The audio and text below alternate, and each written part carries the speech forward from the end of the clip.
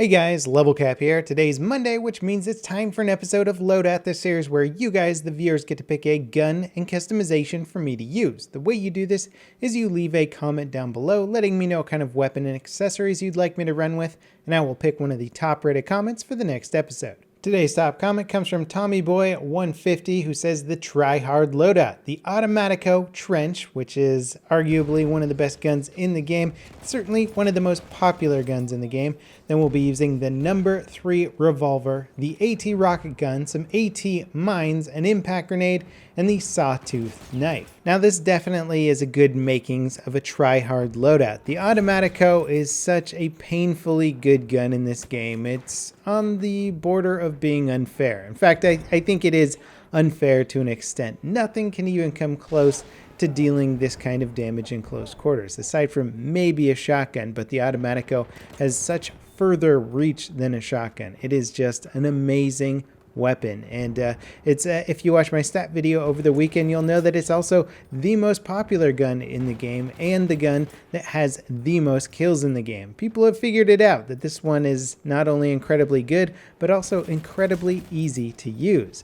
I am not aiming down sights for most of my kills here. It can help for your accuracy a little bit, but so much of the time I have a gas mask on because of the insane gas spam in this game, and I decide it's just not worth taking the risk of actually taking gas damage. So I put on that gas mask and hip fire away, and sure enough, it gets me tons of kills. And right there, I managed to blow up a tank with some AT mines that I placed a bit earlier in the game. I never actually use AT mines there.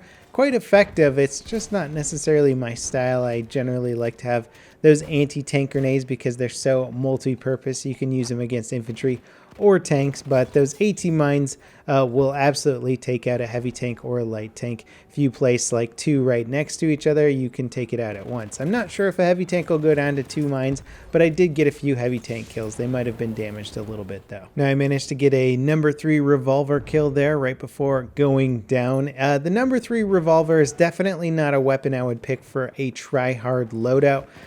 It's not a bad revolver. It did get upgraded in a recent patch, making it shoot faster, but the damage drop off on that one is really tough to use. I would put the M1911 more in the Tryhard category. For whatever reason, DICE decided to reduce the drop off on a lot of pistols in Battlefield 1 compared to previous Battlefield games, so you really have to use them in close quarters unless you pick one that has a longer damage drop off. I did a video talking about some of the better pistols out there, and you can try them out, but the number 3 again has that very close range. You wouldn't feel like it's a close range weapon because it sort of reminds you of, say, the 44 Magnum from Battlefield 4, which had a great range to it, but the number 3 absolutely does not. Now, playing Conquest on Amiens can be a trying map, especially if there's some annoying tank drivers that are just kind of tank whoring, staying in the backfield and playing really safe.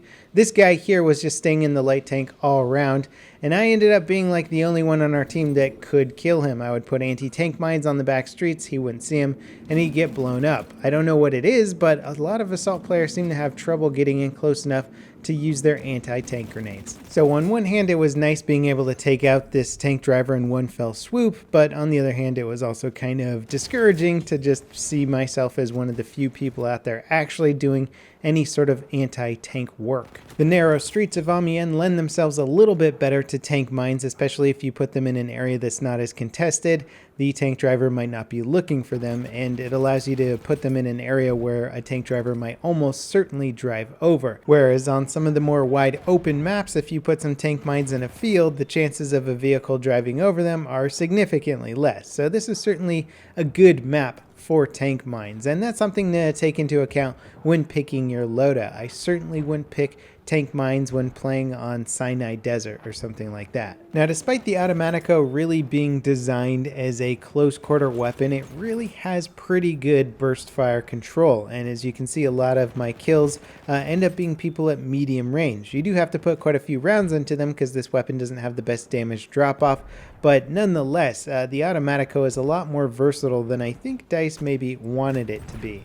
There we go, get some more vehicle kills there. That wasn't a tank, but nonetheless, it's still pretty cool to blow it up and get 3 kills from it. Placing the mines directly in a vehicle's path is the hardest way to get a kill with them, and also the most risky way to get a kill with them, but it is fun. I almost always died when trying to do so, but a lot of the times the efforts also resulted in me killing the tank as well, or the vehicle as well. So sort of a suicidal plan there, but definitely worth it. One soldier being sacrificed to take out one tank or vehicle that's loaded with other enemies, I say is a pretty good trade-off. And here I'm rushing to B point to try and capture the point. First we gotta clear out some infantry. I noticed that flame trooper kit has been located on the point. I don't generally rush towards the flame trooper kit. It is fun and effective. This guy gets it right here, but it telegraphs your position and I'm able to easily run up behind him and get a kill, thanks to some distraction from my teammates. Definitely one of our guys did go down to it, but I always find when I get the flame trooper kit nowadays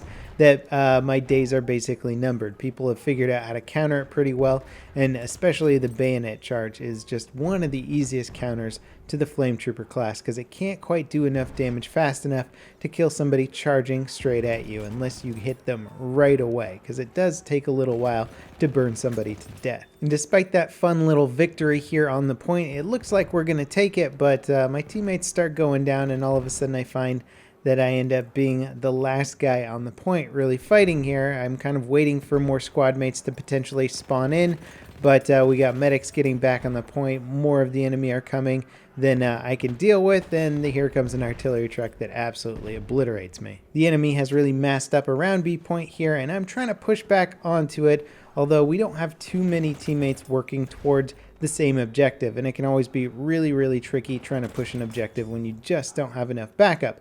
I do find myself snuck up behind this artillery truck, surrounded by enemies. I don't even think they realized I was a baddie there, and managed to set off those mines right behind the truck and blow up the whole truck and take 2 infantry with me. So again, that suicidal mine lane tactic works, but it generates a lot of points and it takes down the enemy team's armor. I have a feeling if more people ran with anti-tank mines, we would see tanks going down a little bit faster. Right there you see me using the AT rocket gun as my long range sniper for this class. The Automatico is absolutely worthless beyond a certain distance, and so if you want to kill somebody at a range, you can always try the AT rocket gun if they're stationary or they're by a wall or something that you can splash damage the rocket gun off of. It's a fun weapon to use, especially for taking out snipers or stationary targets, and I use it all the time for infantry kills. Now we've switched over to Conquest on Suez for a little bit. I think this is one of the most chaotic Conquest maps in the game. You see me use my rocket gun again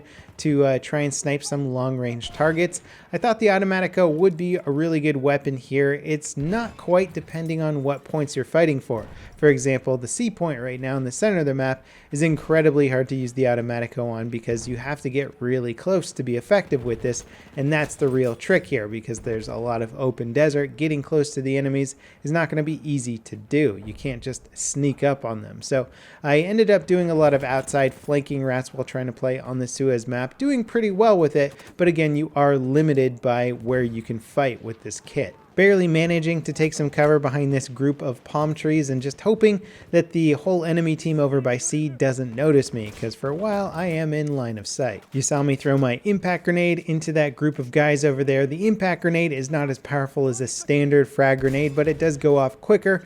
I personally don't like the impact grenade because the standard frag grenade goes off so quickly. In my opinion, it works almost just as good as a normal impact grenade in terms of detonation timing. So you may as well just use a normal frag grenade if you really are trying to maximize your kills. I get way more kills with a frag than I do with the impact. So as for refining this kit into my ultimate tryhard setup, I would definitely get rid of the number 3 revolver, replace it with the M1911, get rid of the impact grenade, and replace it with either a frag grenade or a gas grenade so that I can use it to rush or push on the points a little bit more with my gas mask on, because we are so incredibly effective with hip fire. I would also probably switch out the anti-tank mines for the anti-tank hand grenades, as you can use those against infantry as well, so it's a little bit more versatile. So basically I would change everything about this kit aside from the primary weapon. Anyway, that wraps it up for today's episode of Loadout. Don't forget to leave your comments down below for next week's episode, and I'll see you guys next time. This is Level Cap signing out.